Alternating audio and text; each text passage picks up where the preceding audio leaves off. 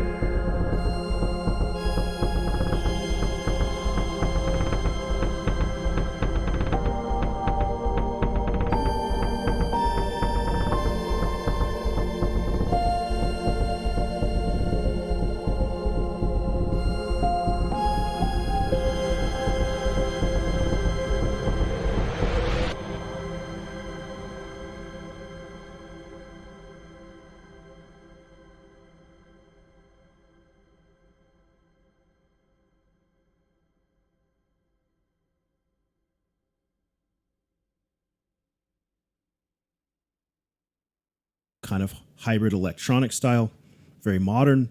So now we're going to jump through and I'm going to show you how I created this section by section and what patches I used, and we'll talk into some other details. So here in the first section A, the first thing we have here are some pads via Falcon Cinematic Shades, and this is the Hellstrings patch, which sounds like this.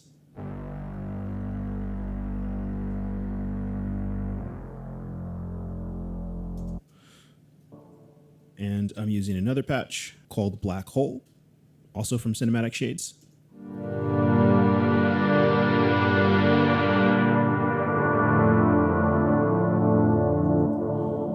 Nice, full, classic pad sound with some compression. Here I'm using the Studio FET model in Logic Pro. And if you're a Logic Pro user, people always ask what compressor I recommend. Just use that. I mean, there's so many different models in there, and they all sound very different. So experiment with them. Going down to the percussion section, here I'm using a very appropriately titled patch called Action, which sounds like this.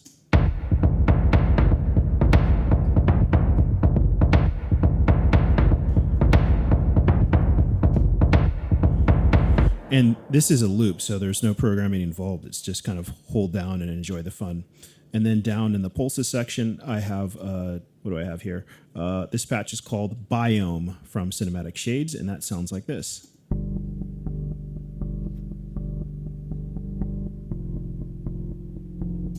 Really great kind of instant gratification sound. And to clean things up, make sure that I'm not cluttering up the mix, even though it starts out pretty sparse. I do have this EQ here that's just basically a low pass with a bump to kick up the bass frequencies, and a bit of compression as well, this time again using the Studio FET.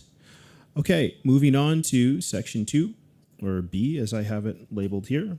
Starting from the top, the melody comes in here. I'm using a patch called Afterlife, which is in Cinematic Shades as well. It sounds like this.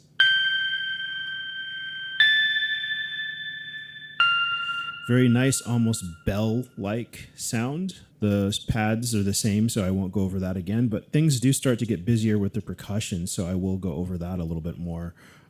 Action we already went over. The next one is actually not from Cinematic Shades, but from Asteroid, also from UVI. And this is kind of just more like a high ticker kind of sound. It's almost kind of got like a Latin groove to it.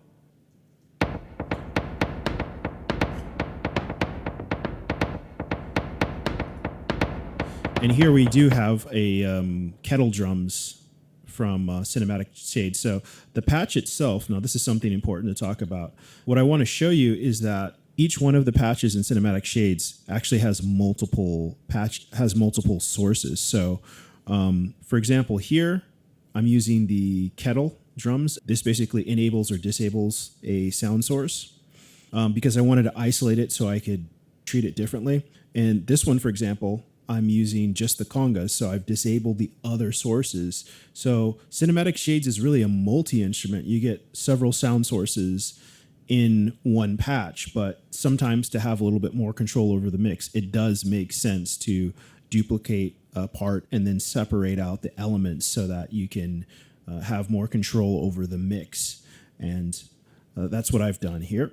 So where were we? We did kettle. Yeah. Here's the conga. And this is, again, that same Cinematic Shades patch. I've done something different here. Let's see if I did it here as well now. So, yeah, again, so on this one, I have that action patch, but I've got kind of a low shelf boost with some compression. On this version, I've got a low shelf cut with some compression as well. And the same patch with a different source. I have used this cool preset in Shade, which is a really creative EQ plugin from UVI to add a little bit of magic. So here's what it sounds like with Shade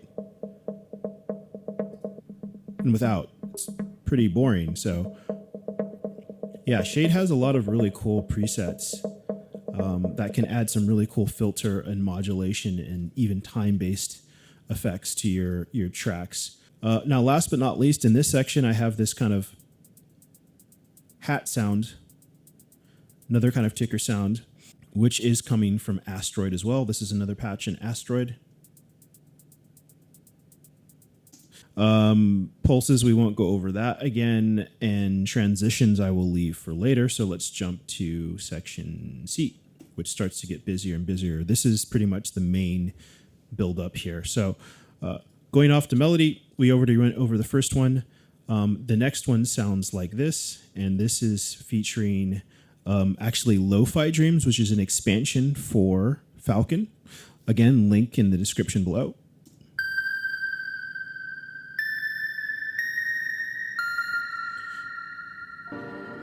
And then we have something I'm calling FM Lead, which is a synthesizer patch from the, I don't know what product this is from. This is from FM Suite, I guess. And this is part of Vintage Vault 4, which, again, link in the description below, by UVI, which is a really great set of sampled vintage synths.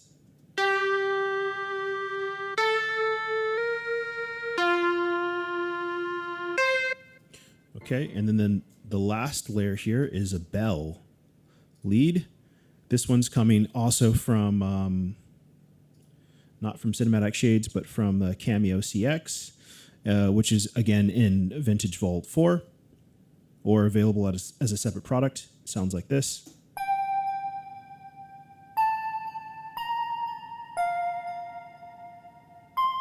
Okay. And together, the melody sounds like this.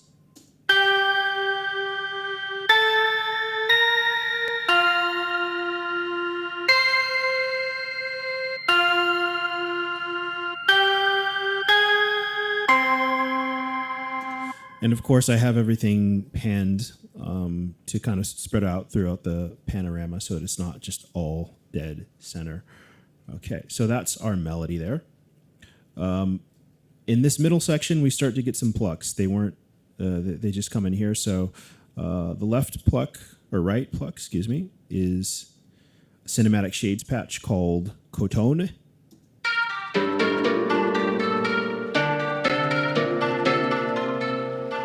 Sorry, let me solo just that.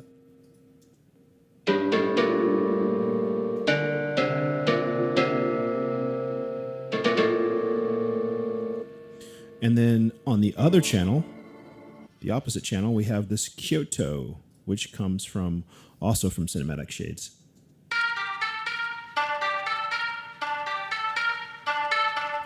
And together we get this.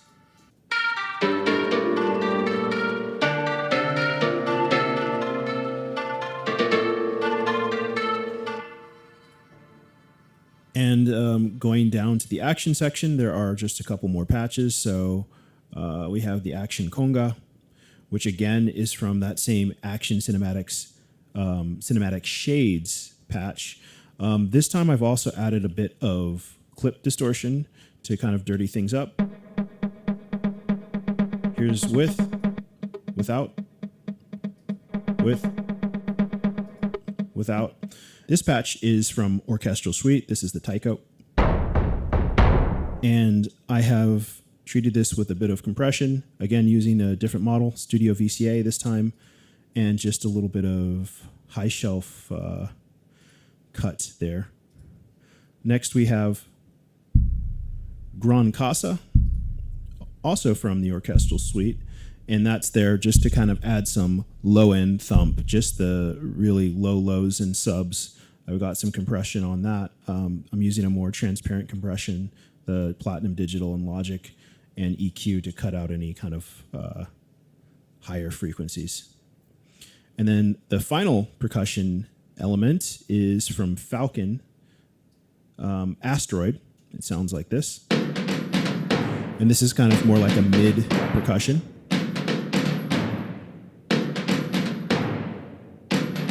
With some compression, again, now using Studio FET, which I find sounds really great on really big percussion. And then just some EQ to level things off, cutting off the lows because we have some more important things going on for the lows. Now we reach the final two sections and we'll go over the melody. So new melody instrument here. This is again from Cinematic Shades.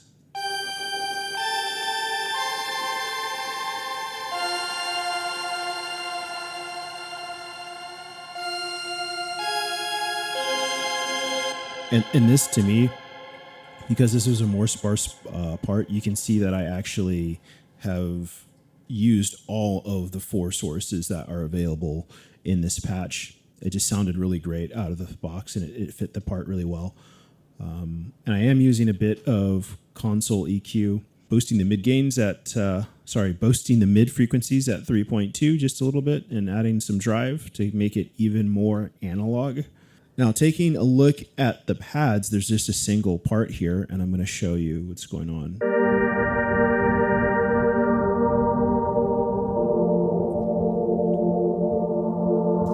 So here I have some filter sweep going on, and the way that I have this timed is for the filter to be open when the melody's not playing, and you can see if I go forward in the timeline that when the melody's playing, more of the high frequencies of this pad are cut out to make room for the melody.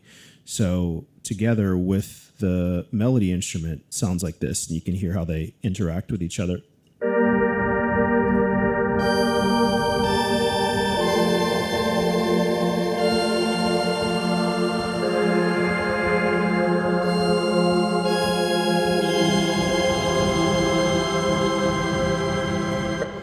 So using filter sweeps like that at key moments can be a really good way of adding interest and also just creating some space sonically for your other elements. Now going down to pulses, we have a new patch here. This one is from Cinematic Shades and sounds like this.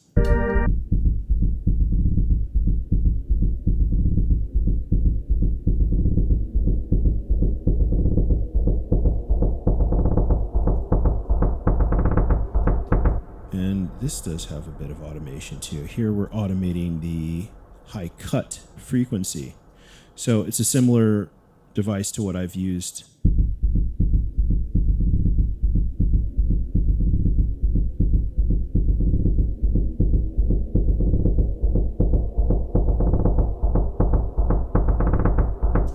Just kind of creating a build-up by starting off really kind of muffled and cut off with the frequencies restricted, and then slowly kind of building up to a point. And that point is here in section E, which is the final section that we'll go over.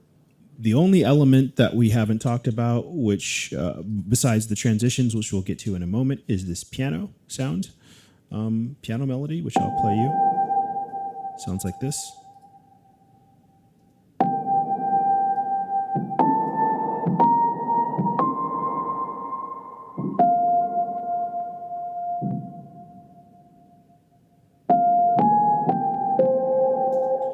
Okay, and so this is obviously using Key Suite. This is the F Grand, and Key Suite's a really great product. It has I think half a dozen acoustic pianos or more, and it's got some electric pianos and a bunch of stuff. Again, link in the description below to find Key Suite.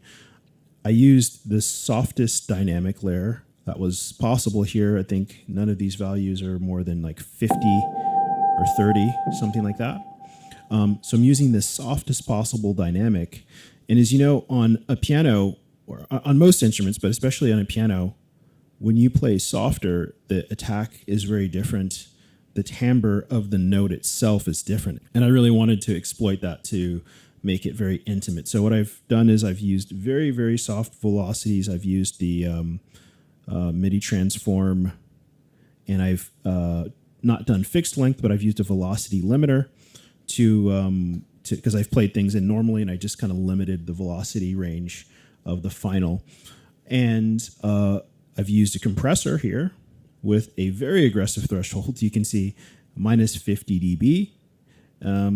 Not too scary of a ratio, just 2-to-1, and a lot of makeup gain to create this kind of loud, soft piano. It's kind of like you've got a microscope and you're looking in at something very small, and then you're just blowing it up larger than life on a billboard or something. Now, one other thing I had to do when doing that was use a pretty aggressive EQ cut, because what happens, unfortunately, is when you get that deep into a sample and you're kind of just zooming in and then blowing it up, all of the little noises and things like that come out, which you can hear here. And I don't think anybody at UVI will be embarrassed by this. These are the sounds that happen when you sample things, but it sounds like this. So there's all kinds of noise and knocking that you can hear, and here's the difference.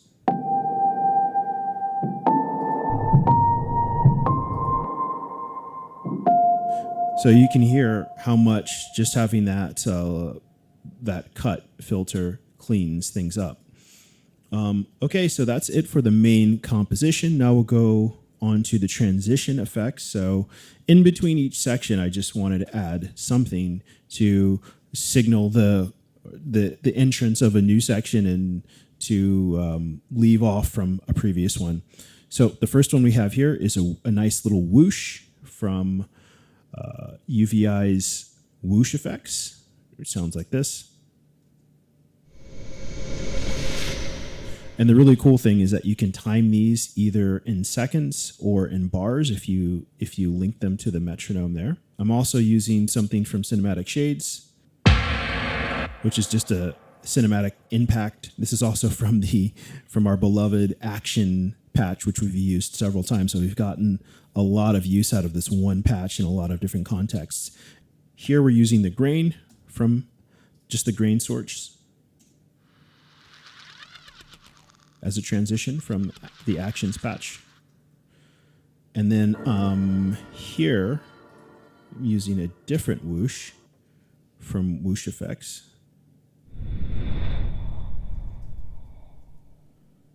And yet another one here.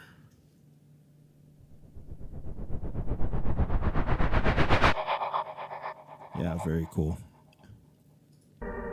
And a fourth, I really got a lot of use out of this library on this product. This is just great for creating those transitions. So what's my take on Cinematic Shades? Cinematic Shades to me is a great product for composers because it has such a wide variety of sounds that are so relevant to the work that we do, whether it's a composer for film or games or TV. So I think it's a no-brainer. It's also super cheap. I think $40 or something like that. Works either in Falcon or in their free player, and link in the description below, along with all of the other UVI products that I used in this video. And don't forget to subscribe. Thanks again, and I'll see you in the next one. Bye.